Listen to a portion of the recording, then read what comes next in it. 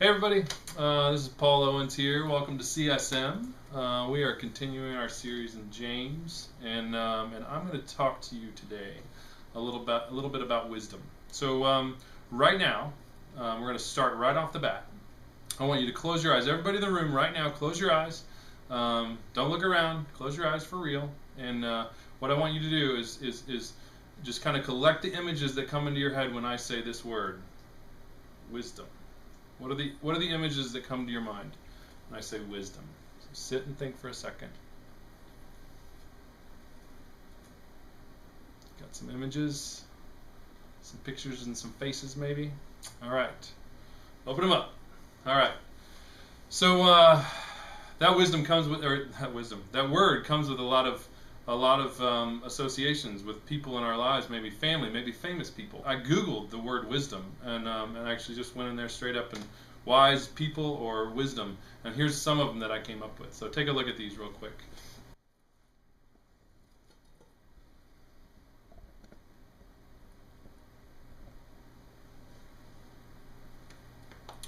All right. So I'm gonna start right off with a section of James 3:13 through 16. I'm just gonna read it straight out of my Bible.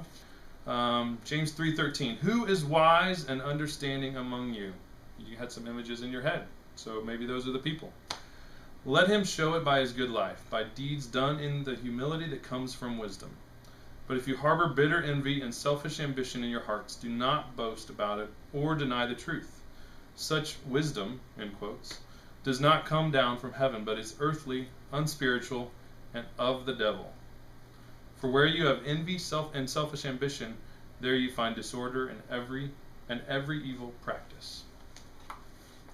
It's kind of intense. Man, when I read that verse, it really kind of hit me, and some of my story kind of came to mind. So I'm going to share a little bit of my story with you. Junior high school, a really common thing that adults and teachers and friends and people in my life would say about me is that I was wise, even as a little guy. They would say, hey, you have wisdom, or you have insight, or you're wise beyond your years. Is there anybody in here that has had people, probably there's some people in this room that has heard that said about them. Well, that was kind of, a really common theme that kept coming up, and I was like, great, okay, what am I supposed to do with that? And it kind of just hung out, and that's the way it was for quite a while. And still today, people say that about me, and I'm trying to grow in what that means to have that wisdom thing, or maybe a gift of wisdom. School was really awesome, and I know there's people in this room probably hate school and are dying to get out of it. But for me, junior high and high school, it was like a real sweet spot. Everything seemed to work for me, and I don't mean that in a real cocky way right now. I did back then, but but everything worked. So I mean, I could go down the list. I was really into sports. I played basketball. I grew up a lot faster than a lot of the other.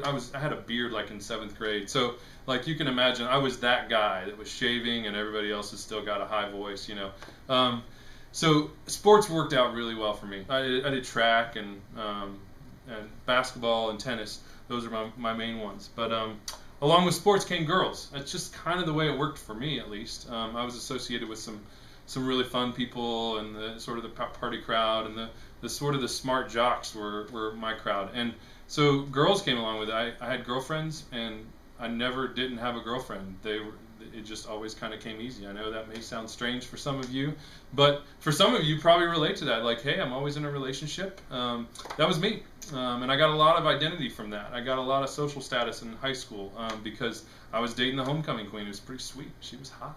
I had good grades. I got good grades. I didn't struggle with doing academic stuff. It just worked out. I don't know. I didn't have to do a whole lot of homework. It was kind of a breeze. I had great friends. They were good, really good people. Some of them were at church. Some of them were at school. I didn't struggle with having friends. I was really connected. I was into music. I was into art. I mean, you go down the list, I could kind of do a lot of things. And so what that equaled for me, going all the way through high school, was success. I was successful, and what that produced is a pretty confident guy, and eventually, going into college, a really, really, really, really overconfident guy. Some would say cocky. Some would say not even close to humble. I was probably annoying to people that I met. So here's I'm going to fast forward a little bit into college. And college is sort of what I now refer to as my humbling process. Let me take us from this successful high school, junior high kind of scenario and move into college. So I get to college, I studied architecture at Ball State in Indiana. There were no sports associated with that, so I didn't have this kind of persona or this image that was sports driven that I used to have in high school. That was taken away. I wasn't good enough for college sports. School was kind of tough. I entered a pretty hard program, and man, I did not get the grades that I just assumed that I would get every time I walked into a classroom. So again, that was kind of tough. Had to make new friends, and coming into college and thinking, hey, I'm kind of a big deal, you know. And I really thought I was. I mean, man, I met this girl, and she was really awesome. I didn't even meet her. I looked across the room at this girl the first time I walked into my architecture building freshman year. Didn't know the guy next to me, and I said, I'm going to date that girl. I saw her. I just thought she was pretty hot. And I didn't even know this guy. He wasn't my friend. I didn't know him. But that was kind of my level of like, well, this is a no-brainer. She's hot, and I'm going to date her. That's just the way it works. So I had to make new friends, and with that attitude, it didn't go so well. Everybody thought I was kind of a punk, and I was super confident and sort of like said whatever I thought whenever I wanted to, and that just doesn't go well with everybody until you get to know them. Girls weren't actually that interested in me. For the first time ever, I didn't have a girlfriend for like a year and a half, and that was kind of crushing because I didn't realize how big of a deal that was to my image and how I thought people saw me. Girls weren't interested. Friends were a little tougher. I started eating food that I didn't eat in high school, and I gained like 20 pounds, probably in my first year. That was pretty crazy because I was an athletic dude. So appearance was weird. Man, as if that wasn't enough, I started using credit cards. This is a big no-no. Don't go into credit card debt in college. I did that, and I'm still dealing with the ramifications. I'm 34 years old. Okay, so take it from me. I found out that I desperately wanted to be seen as the best in everything that I do.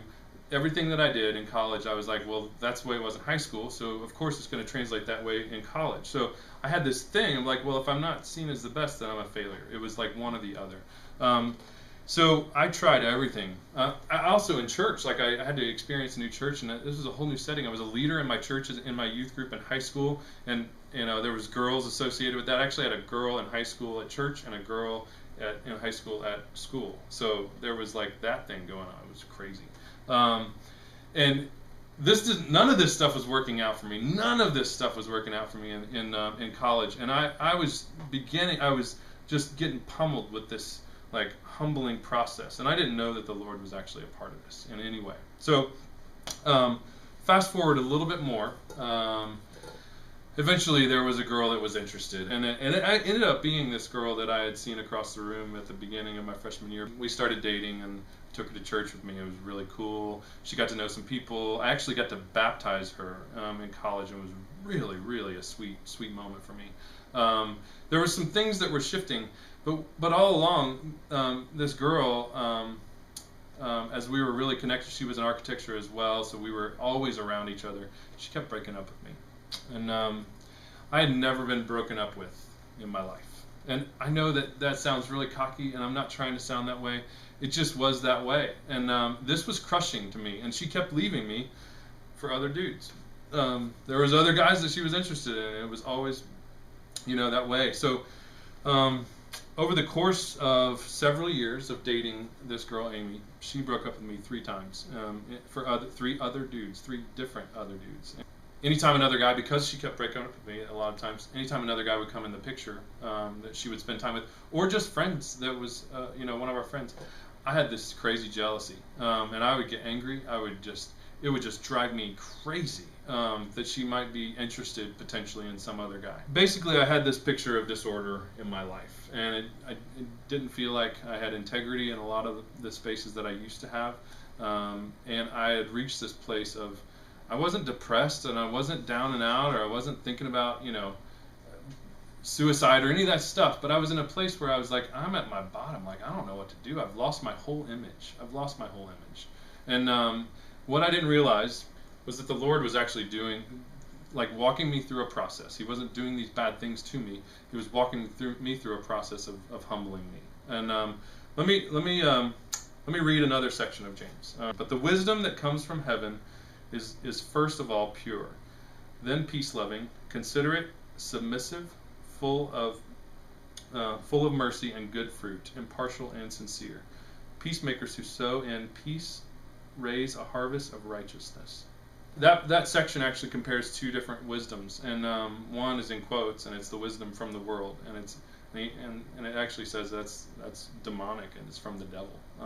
And then there's this wisdom that comes from the Lord, and it produces peace and mercy and good fruit, and man, just awesome stuff. And I found myself at this place of, hey, I don't know what to do anymore. I lost my identity. It's been taken away from me. This whole successful Paul Owens that everybody thought was really awesome and wise, all that stuff was taken away, and I didn't feel really wise anymore. I didn't feel awesome. I actually was overweight and pretty frustrated with the whole dating scene and just in general everything. And I reached a point where I just kind of got to a place where I just said, "Hey Lord, I don't know what's gonna come, but I got to give my identity to you. I got to say, hey, I don't know who I am outside of you anymore." And it was this humbling spot, this place of humility that I remember specifically was super important transition in my life.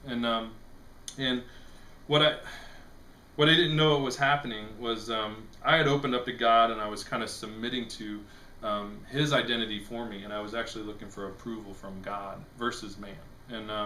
And that I got to see the picture that God was actually redeeming this gift of wisdom that He had given me long ago as a kid, as a young guy, as a junior high guy that people kept calling out.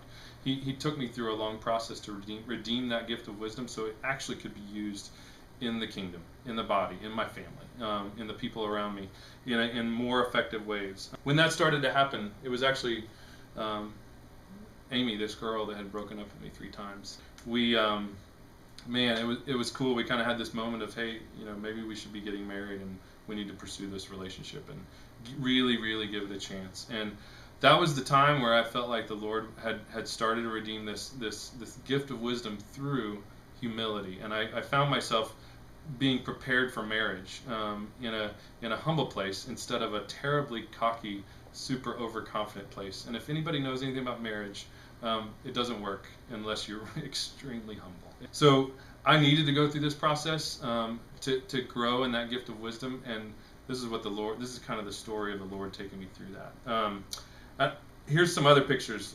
You saw some other pictures before when I had hair, and here's some more current ones. And it talks about in this Bible verse that this wisdom from the Lord actually produces really good fruit and mercy and really awesome stuff. And so here's some of my pictures of my family right now, and I'm just, man, if there's an identity that I really want to put out there, it's me as a father, it's me as a husband, it's me as a leader of my family. And man, I'm excited about what's going on, and I don't think I would be in this place with a family like this had the Lord not given me the gift of humility. I don't know, I hope that helps. As you guys go into pods, maybe take a look at that verse, read it for yourselves in your pod. This is James 3, 13 through 18. And talk about where disorder is in your life. I reached that spot of like I had too much going on. It was crazy. It didn't make any sense. And I know that you guys have disorder in your life in some places. Talk about what that looks like for your own life in your pod, and start to talk a little bit about what it looks like to pursue wisdom through humility. I guess that's it. Enjoy your time. See you. Bye.